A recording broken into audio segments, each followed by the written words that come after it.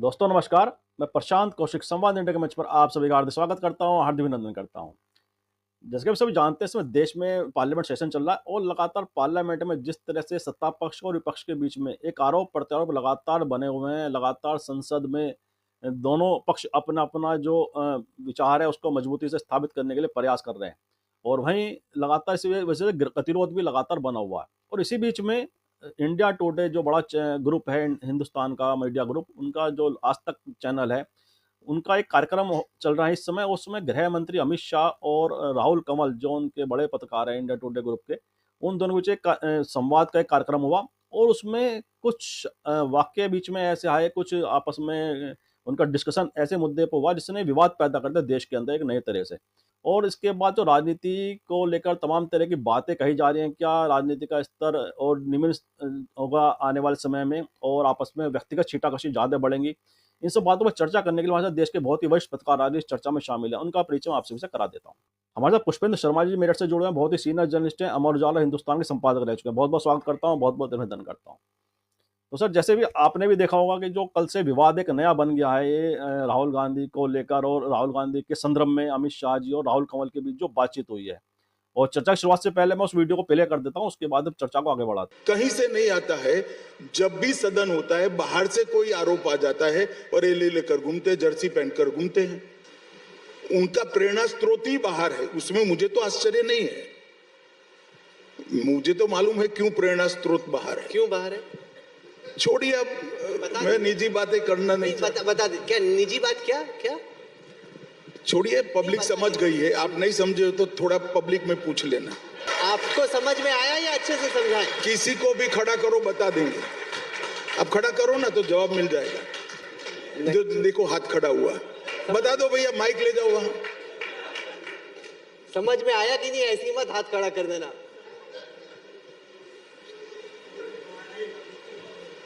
क्या समझ में आया? विदेश में कोई रहता है मिसेज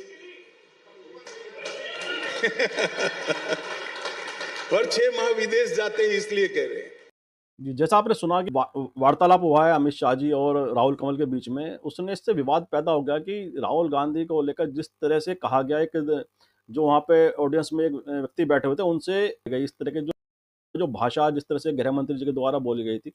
तो ऐसे में इस तरह कार्यक्रम में, इतने बड़े कार्यक्रम में, इतने बड़े मंच पर जहाँ होम मिनिस्टर स्वयं बैठे हों और एक व्यक्ति, राहुल गांधी, लोकसभा में नेता विपक्ष के लिए ऐसी बात कहता है और कोई काउंटर क्वेश्चन राहुल कंवल के द्वारा, उस एंकर के द्वारा कुछ नहीं हुआ है, तो ये जो राजनीति का एक या इस तरह का जो स्तर जा रहा है वह किधर जाता दिखाई देता है? क्या व्यक्तिगत हमले जो वर्तमान के राजनीतिक मुद्दे हैं, देश के मुद्दे हैं, उनको डाउन करने के लिए सब किया जा रहा है? क्या लगता है आपको?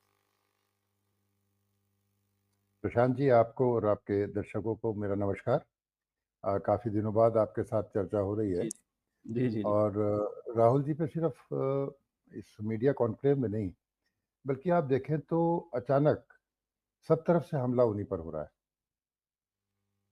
इससे पहले कि हम इस घटना की और संविधान पर चर्चा की बात करें, जो सबसे बड़ी मुश्किल आ खड़ी हुई है वो ये है कि इंडिया ब्लॉक ने लोकसभा चुनाव में अच्छा प्रदर्शन किया। नहीं जीत पाए लेकिन प्रदर्शन अच्छा था। वहाँ पर भी उनको चुनौती मिलने लगी है। शरद पवार, लालू यादव ने ममता बनर्जी के उस बयान का समर्थन कर दिया कि अगर इंडिया ब्लॉक का नेतृत्व जो है ममता के पास हो तो बेहतर होगा, यानी वो भी राहुल पर निशाना था। अभी जो उनके पुराने सहयोगी हैं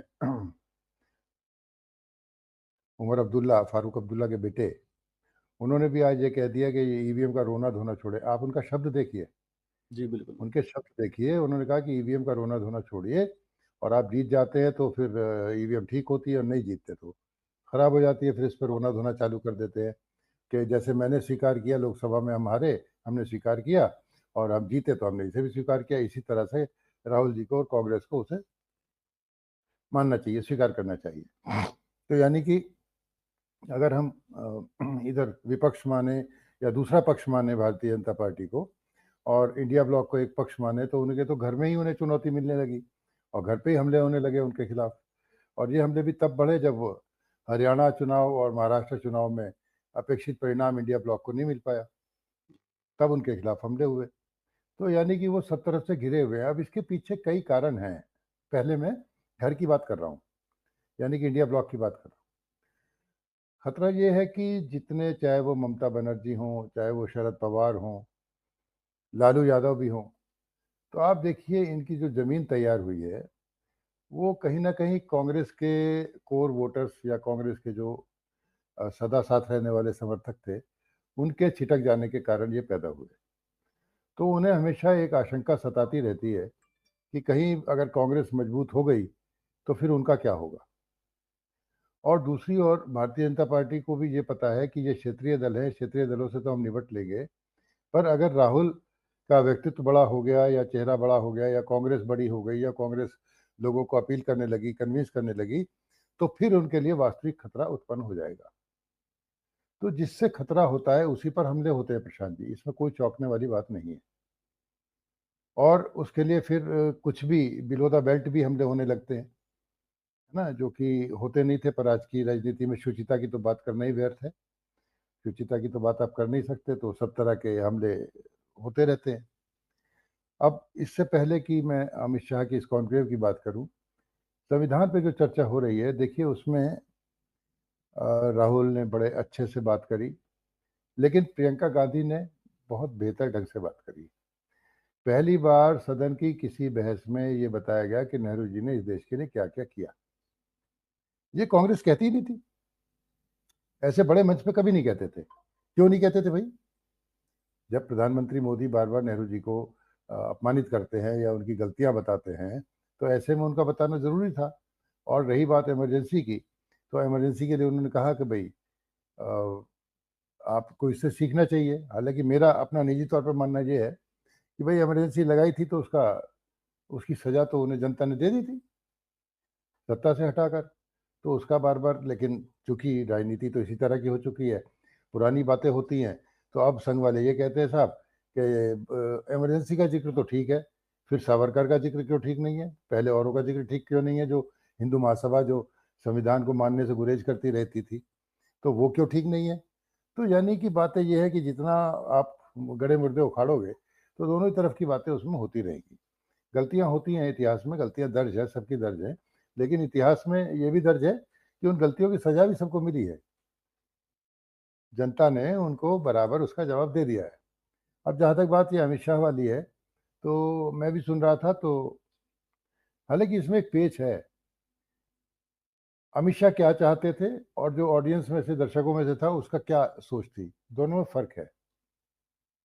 क्या आपको फर्क समझ में आया? मेरी समझ में आया फर्क। जब वो राहुल कंवल को कहते हैं कि उनके प्रेरणा स्रोत विदेश में हैं, तो मैं समझता हूँ कि अमित शाह का इशारा वो डीप स्टेट वाली थ्योरी पे था, जिसके जनक सोरोस माने जाते हैं और दूसरे ऐसे संगठन माने जाते हैं जो भारत को कहीं ना कहीं अस्थिर करना चाहते हैं। ये आरोप के बीजेपी लगाती है। लेकिन ऑडियंस में जो बैठा था उसने क्या कहा? उसका तो बिल्कुल, मतलब बिलो द बेल्ट भी क्या, बहुत ही गंदी बात थी वो। और गंदी बात ये थी कि उन्होंने कहा मिसेज, यानी कि कहीं राहुल ने कहीं वहाँ कहीं कोई रिश्ता बना रखा है किसी महिला से और वो उसके लिए हर छठे महीने जाते हैं। ये अमित शाह ने भी इनडायरेक्टली स्वीकार कर लिया। हालांकि उनका इशारा उधर नहीं था, उनका इशारा था डीप स्टेट और उसकी तरफ, क्योंकि वाइफ प्रेरणा स्रोत नहीं हो सकती। जो जब वो कहते हैं कि उनका एजेंडा आता है और हर एक सेशन से पहले कोई ना कोई इशू दे देते हैं, तो उनका इशारा ऐसे संगठनों से था जो सोरोस जैसे संगठन है। तो यहाँ पे भी आप क्या देखिए, और लोग उसमें ताली बजाते हैं, सब लोग हंसते हैं। तो ये बड़ा दुर्भाग्य सा हो गया है कि एक अच्छी बहस ना होके इस तरह की बहस होने लगी है जो सार्थक नहीं है। यही सदन में भी होता है, तो और ज़्यादा बुरा लगता है। बिल्कुल ठीक कहा आपने। जो बहस का जो स्तर है वो लगातार गिरता जा रहा है और उससे कोई भी अच्छे संदेश राजनीतिक तौर पर या सामाजिक तौर पर कहीं भी नहीं आते हैं। लेकिन जैसा आपने कहा कि अमित शाह जी का जो इशारा था वो दूसरी तरीके से था और दर्शक ने प्रतिक्रिया दूसरी तरह से, लेकिन दोनों इशारे की अगर बात करें, क्योंकि होम मिनिस्टर हैं वो, और उन पर अगर ऐसी कोई सूचना है, कोई ऐसी उन पे सबूत हैं, तो तमाम तरह की जांच एजेंसी उनके पास है। वह इस तरह की जांच एजेंसी को एक्टिव क्यों नहीं करते हैं कि वो ऐसी कुछ जो भी जांच सोर्स को संबंधित या कोई ऐसे विषय जो देश के खिलाफ काम कर रहे हैं उनको लेकर सामने, उन सूचनाओं को लेकर सामने सदन के पटल में, सदन चल रहा है इस समय लगातार, सदन के अंदर भी सत्ता पक्ष विपक्ष पर आरोप लगा रहा है। और ऐसे में एक दर्शक के द्वारा जो वहाँ बैठे थे उन्होंने भी ऐसी बात कही, जैसे आपने कहा, बहुत ही निम्न स्तर की बात थी। ऐसे में राहुल कंवल जो एंकर थे वहाँ पे, जो बड़े पत्रकार हैं देश के, उनका जिस तरह से प्रतिक्रिया हमने देखी कि वह पूछ रहे हैं कि कौन से निजी, मतलब अमित शाह जी से भी वह लगातार उत्सुकता के साथ उन्हें और बोलने के लिए कह रहे हैं, और दर्शक की प्रतिक्रिया में कोई उलट उनके क्वेश्चन, काउंटर क्वेश्चन नहीं आया। तो ऐसे में उनको लेकर भी तमाम बातें कही जा रही हैं कि ऐसे प्रोग्राम कहीं न कहीं फिक्स हैं, या ये पूरा पहले से ही सब स्क्रिप्ट तैयार है। क्या लगता है आपको इस तरह की भी पत्रकारिता, क्योंकि लगातार एक आरोप लगते हैं कि पत्रकारिता के ऊपर भी आजकल जिस तरह का स्तर हो गया है, तो उसमें भी ये जो कार्यक्रम है, कितने आपको दिखाई देते हैं, किस तरह से दिखाई देते हैं कार्यक्रम इस तरह के? देखिए पत्रकारों को तो मैं अपनी आलोचना के घेरे में नहीं रखूंगा, चाहे वो राहुल कंवल हो, चाहे वो रवीश जी हो, यूट्यूबर्स हो या मेन स्ट्रीम के लोग हों। उनसे तो मैं थोड़ा सा अपने को बचना चाहूँगा, क्योंकि मैं भी उसी बिरादरी को बिलोंग करता हूँ। लेकिन सवाल ये है कि एक थ्योरी चलाई जाती है और वो निशिकांत दुबे सदन में कहते हैं, एक तरह से गद्दार कहा जाता है। तो अगर वो गद्दार हैं तो उन्हें गिरफ्तार क्यों नहीं किया जाता, जो आपने कहा कि भाई जब उन पे एजेंसीज हैं। और एक नई थ्योरी निकाली गई कि वो एक ऐसा संगठन जो कश्मीर में अलगाववाद का समर्थन करता है, उसकी वो क्षेत्रीय अध्यक्ष है सोनिया जी, और उनका रिश्ता है। इसी तरह से सोरोस के लिए बार बार कहा जाता है कि सोरोस और राहुल जी में अंडरस्टैंडिंग है, क्योंकि उसी संगठन के कुछ आदमी इनकी भारत यात्रा जोड़ों में शामिल हुए थे। तो तरह तरह के आरोप लगाए जा रहे हैं। तो आरोप क्यों लगाए जाते हैं? इसीलिए लगाए जाते हैं कि जो पहले पप्पू की छवि बनी थी, वो तो छवि उन्होंने तोड़ दी, जिसपे बहुत पैसा खर्च हुआ उसके प्रचार पे। तो अब दूसरी छवि, फिर उसे कहा बालक बुद्धि कहा गया। बालक बुद्धि के बाद अब उसे भ्रष्टाचार, बेईमान और गद्दार कहने की कोशिश की जा रही है। तो मेरा मानना यह है कि अगर ऐसी कोई बातें हैं, तो इस पर जैसे आप कह रहे हैं, वाकई सही बात है, एजेंसीज को तो सब मालूम होगा। और जहाँ तक मामला अगर निजी मामला भी है, पत्नी का भी मामला है, तो वो भी मालूम होगा। क्यों नहीं, किसी भी मीडिया वाले को चुटकी दे के छपवा सकते हैं, क्यों नहीं छपवा सकते? ये सारी बातें हैं कि एक नई थ्योरी फैलाई जाती है। इनके पीछे कारण वही है। अगर भारतीय जनता पार्टी को किसी से खतरा लगता है, तो कांग्रेस के पुनर्जन्म, उसके रिवाइवल से लगता है।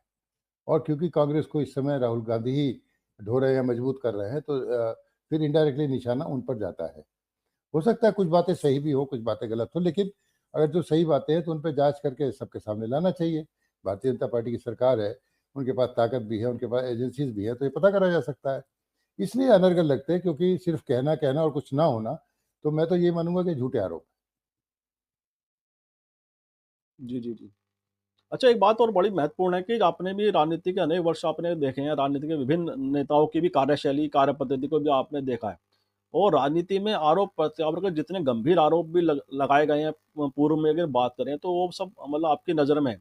लेकिन हमने ये देखा कि जो राष्ट्रीय नेतृत्व तो बड़े लीडर होते थे, वे एक दूसरे पे व्यक्तिगत हमले कभी नहीं करते थे। हालांकि उनके जो पार्टी के सेकंड लाइन के या थर्ड लाइन के जो लीडर होते थे, वो चाहे व्यक्तिगत कितना भी लांछन एक दूसरे पर लगा देते थे, लेकिन अगर शीर्ष नेतृत्व की बात करें, वैसे लीडर इन सब चीज़ों से बचते थे। क्या वर्तमान दौर इस सबसे अछूता मतलब अलग हो गया है, कि लगातार बड़े स्तर के जो नेता हैं वह भी व्यक्तिगत आरोप लगाने में अब कोताही बरतने को तैयार नहीं है, लगातार उसमें बढ़ चढ़ के हिस्सा ले रहे हैं? तो इससे जो राजनीति का स्तर है, आने वाले समय में और ज्यादा मतलब निचले स्तर पर जाता दिखाई देता है, और बड़े नेताओं का इन्वॉल्व होना इसमें, क्या वह किस तरह की राजनीति की दिशा दे रहा है? देखो, ये विवाद प्रशांत जी, के बड़े लोग एक दूसरे पे बिलो द बेल्ट हमला कर रहे हैं, ये कब से शुरू हुआ? या किसको इसके लिए दोषी ठहराया जाए? वो इसलिए नहीं कि पहले मुर्गी आई या पहले अंडा आया, ये तो वही वाला सवाल हो जाता है। इसका जवाब देना तो बड़ा कठिन है। लेकिन हाँ, ये दुर्भाग्यपूर्ण है कि जिस तरह का माहौल अब बना है और जिस तरह से बातें, निजी हमले किए जाते हैं, या निजी हमलों के अलावा भी जिस स्तर पे भाषा चली गई है राजनेताओं की, वो बड़ा दुर्भाग्यपूर्ण है। मुझे याद है, हालांकि मैं उस समय बहुत छोटा रहा हूँगा, एक तो ये सुनते थे कि भाई जवाहरलाल नेहरू जी जब प्रधानमंत्री थे, तो अटल बिहारी वाजपेयी ने सदन में उनको खूब कोसा, खूब उन पर आरोप लगाए, सब लगाए। फिर शाम को एक जगह कहीं रात्रि भोज था, तो दोनों मिले। तो वहाँ नेहरू जी ने उस सदन में, क्योंकि वो सदन में रेगुलर बैठते थे, आज के प्रधानमंत्री की तरह नहीं कि वो सिर्फ अपना जवाब देने आते हैं और फिर चले जाते हैं, वो पूरे टाइम बैठा करते थे। तो उन्होंने अटल बिहारी वाजपेयी की प्रशंसा की रात में, तो आप बहुत अच्छा बोले। तो आप देखिए क्या मर्यादा थी, क्या आचरण था, क्या व्यवहार था उस समय का, वो तो अब देखने को मिलता ही नहीं। और नरसिम्हा राव ने देखिए, उनकी सरकार ने अटल बिहारी वाजपेयी को सम्मान दिया, संयुक्त राष्ट्र में भेजा। तो वो चीज़ें तो अब खत्म हो गई ना प्रशांत जी। अब तो बहुत ज़्यादा निचले स्तर पर जा रहे हैं, तो फिर भी इसके लिए मैं किसी एक को दोषी नहीं ठहरा सकता, क्योंकि कांग्रेस में भी कुछ ऐसे लोग रहे, चाहे वो दिग्विजय सिंह रहे हों, या नाम लेने से कोई फ़ायदा नहीं है, कई लोग वहाँ पर भी हैं, जो एक तरह से कांग्रेस को ही नुकसान करते रहते हैं और साइलेंट किलर की तरह या स्लीपर सेल की तरह काम करते हैं। तो वहाँ पर भी ऐसे लोग हैं, और यहाँ पर भी ऐसे लोग हैं, चाहे वो गिरिराज सिंह हों, आपके निशिकांत दुबे हों, स्मृति ईरानी भी थोड़ा ऐसा बोल जाती थी, कंगना रनौत जो बोल रही हैं। तो ऐसे बहुत सारे चेहरे हैं जो इस तरह की बातें करके शायद अपनी वैल्यू बढ़ाते हैं, जिसे कहते हैं न्यूसेंस वैल्यू को बढ़ाना। तो वो भी है, लेकिन फिर भी जो आपने पूछा कि भाई पहली पंक्ति का जो नेता होता था वो ऐसा नहीं कहा करता था, अब उनके समक्ष और वो भी ऐसा कहने लग गए हैं। ये बड़ा दुर्भाग्यपूर्ण है प्रशांत जी। जी, जी, जी, जी। अच्छा, एक मध्य प्रदेश में भी घटना सामने आई है, आपने भी पढ़ा होगा, उसको देखा होगा, कि मध्य प्रदेश में एक परिवार है जिसके बच्चों ने भारत जोड़ो यात्रा के दौरान राहुल गांधी यात्रा कर रहे थे, तो उस परिवार के बच्चों ने अपनी गुल्लक उन्हें भेंट की थी, अपनी जो बचत की थी गुल्लक उन्हें भेंट की थी राहुल गांधी को। और ऐसे में मध्य प्रदेश से ये घटना सामने आई कि वो कारोबारी परिवार ने आत्महत्या कर ली, माता पिता ने, उन बच्चों के, और 3 बच्चे हुए, मतलब उनके माता पिता ने आत्महत्या कर ली, और उसने सुसाइड नोट में आरोप ईडी की कार्रवाई को लेकर लगाया है। बड़े गंभीर आरोप लगे, और वह भी काफी एकदम से चर्चित विषय हो गया पूरे देश की राजनीति में। और पार्लियामेंट में भी इमरान मसूद जो कांग्रेस के सांसद हैं, और पप्पू यादव जो हैं, उन्होंने भी पार्लियामेंट में उस विषय को रखा बहस के दौरान। तो ऐसे में ईडी की जो कार्यशैली है, जो कार्य पद्धति, क्या वह पुनः विवादों के घेरे में आ गई है? और अगर इस तरह की घटनाएं हो रही हैं, जिस तरह का आरोप उस सुसाइड नोट में ईडी की अधिकारी पर लगाया गया, और संसद में इमरान मसूद और पप्पू यादव ने जो बोला है, उसको किस तरह से आप देखते हैं? कितना गंभीर विषय है ये? देखिए, 2 चीज़ें बहुत चर्चा में है इस समय। एक तो जिस केस का आपने नाम लिया, और दूसरा जो आईटी एआई इंजीनियर ने आत्महत्या की वीडियो दिखा के और फेसबुक पे डाल के। ये 2 चीज़ें बड़ी चर्चा में हैं, जो हमारे समाज की 2 बड़ी कड़वी हकीकत है, उनको बयाँ करती हैं। तो उसकी बात तो मैं नहीं करूँगा आत्महत्या की, लेकिन जो ये ईडी वाला मामला है, इसमें ईडी से भी ज़्यादा दोषी भारतीय जनता पार्टी के लोग हैं। वो लोग जो वहाँ गए और उन्होंने कहा कि अगर भारतीय जनता पार्टी का साथ देते, तो तुम्हारे पास ईडी नहीं आती और तुम्हें इस तरह से परेशान ना किया जाता। ये बात राहुल ने भी एक एक्स पे ट्वीट किया है, और कई यूट्यूबर्स ने इसको एक विषय के रूप में चर्चा भी इस पे की है। पूरी हकीकत तो नहीं जानता, पर क्योंकि सुसाइड नोट में लिखा है, तो सुसाइड नोट को तो बिल्कुल अंतिम वाक्य और सत्य माना जाता है कि भाई जो आदमी मरते वक़्त कह रहा है, तो वो तो कहते हैं ना, मृत्यु पूर्व बयान को तो संज्ञान में लेती है अदालत भी, उसे सही मानती है बिना किसी शक शुबा के। तो इसलिए मुझ पे शक भी करना नहीं बनता कि हम कैसे शक कर सकते हैं। लेकिन अगर ऐसा हो रहा है तो ये कितना दुर्भाग्यपूर्ण है। आप देखिए कि कितनी बदनसीबी है कि इस तरह का काम हो रहा है, और सरकारी सत्ता पक्ष की तरफ से एक लफ्ज़ भी नहीं बोला गया, एक शब्द भी नहीं बोला गया, ना उस घटना का खंडन किया गया, ना इस घटना की निंदा की गई, ना कोई उनके पीड़ित परिवार के पास पहुँचा कि क्या करना है, क्या नहीं करना है। तो ये तो बहुत ख़राब स्थिति एक तरह से दिखाई देती है प्रशांत जी। हालाँकि मुझे लगता है कि ये एक अकेला केस है जो बहुत जगजाहिर हो गया क्योंकि सुसाइड नोट लिख दिया। पर हो सकता है कुछ और भी ऐसे मामले हों, क्योंकि ये बातें तो आती रही हैं। जब अशोक चव्हाण ने महाराष्ट्र में कांग्रेस छोड़ी और बीजेपी जॉइन की, तो उस समय भी ये बातें आई थी कि वो जाके सोनिया गांधी के पास रोए कि मैं मजबूर हूँ इसलिए जा रहा हूँ। और भी कई राज्यों में जब नेताओं ने पार्टी छोड़ी है, तो चाहे हम अजीत पवार की ही बात कर लें, जिसे एक दिन पहले भ्रष्टाचार का अड्डा और गंगा का बहरी ये कहा जा रहा था, और वो वहाँ सरकार में आ जाते हैं। ऐसे ही खुद असम के जो अपना हिमंत बिस्वा शर्मा है, उन पर भी आरोप थे शारदा घोटाले में और दूसरे घोटाले में, लेकिन वो भी आज मुख्यमंत्री। तो इस बातों से, इन बातों को बल मिलता है कि कहीं जानबूझकर राजनीतिक रूप में या राजनीतिक लाभ पाने के लिए या राजनीतिक बदला लेने के लिए ईडी का दुरुपयोग किया जा रहा है। जी, जी, जी, जी। बिल्कुल, टिक्का बड़ी ऐसी स्थिति है कि ऐसे में सरकार को भी स्पष्ट करना चाहिए, और ऐसे अधिकारियों के खिलाफ भी कार्रवाई होनी चाहिए जो इस तरह की अगर इन्वॉल्व हैं प्रेशर डालने में किसी को, तो तमाम तरह की जो बातें इस केस से संबंधित वो सामने पारदर्शिता के साथ आनी चाहिए, जिससे कि उस पीड़ित परिवार को भी न्याय मिल सके। और साथ ही कार्यक्रम के अंत में आते हैं, अच्छा, जो वर्तमान का जो राजनीतिक दौर है, क्योंकि इस पर हमारी चर्चा भी हो गई आज कि किस तरह से विभिन्न जो बहस का स्तर है वह भी बहुत कम हो गया है, और लगातार उसमें निम्न स्तर की तरफ भी बढ़ता दिखाई देता है। ऐसे में वर्तमान दौर और आने वाले समय में पार्लियामेंट जितने दिन बचे हैं, क्या कोई सार्थक बहस उसमें हो सकती है? क्या सार्थक कुछ चर्चा लोगों के सामने आ सकती है, जो जनता के मुद्दे हैं, जनता के सरोकार हैं, उसको लेकर के कुछ हम ऐसी बहस देख सकते हैं जो जनता के सरोकारों को जोड़ती है, जनता की समस्याओं का कोई निदान कर सके पार्लियामेंट के अंदर? क्या ऐसी कुछ चर्चा सामने आ सकती है? क्या लगता है आपको? जब किसी की डेथ होती है तो एक लेटर आता है, उस पे लिखा होता है शोक सूचना। बड़े दुख के साथ सूचित करना पड़ रहा है कि हमारे प्रिय की ऐसे-ऐसे निधन हो गया। तो मुझे तो यहाँ की हालत ऐसी लग रही है सदन की, कि वहाँ काम की बातें कम होती हैं, बिल जब पास होता है तो पता भी नहीं चलता कि कौन-सा बिल पास हो गया। उसकी बहस सुनाई नहीं देती, चाहे वो किसानों तक के बिल रहे हों, दूसरे बिल रहे हों, विरोध के बावजूद पास हो जाते हैं। और इस समय भी जो संविधान पे चर्चा हो रही है, आप देखिए कि बातें क्या होनी चाहिए थी, पुरानी बातों को करने की क्या ज़रूरत थी प्रधानमंत्री को, और उन्हें भी क्या ज़रूरत थी, वो ये कहते कि हम संविधान का कितने हद तक पालन कर पाए हैं या नहीं कर पाए।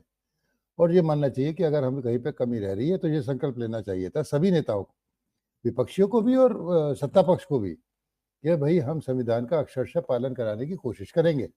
और चाहे उसमें आर्थिक असमानता हो, जातीय जनगणना हो, इन सब बातों का ध्यान रखेंगे। सबको समान अवसर मिलना चाहिए, शिक्षा का, स्वास्थ्य का, खेल का, दवाई का और कमाई का भी और आवास का भी। तो क्या इसके लिए सरकार ने क्या-क्या किया? बातें तो ये होनी चाहिए ना। और कि भई हम संविधान का पालन कितना करा पा रहे हैं या कितना कर पा रहे हैं, हम अपने आप से कितना कर पा रहे हैं। लेकिन हो उल्टा रहा है।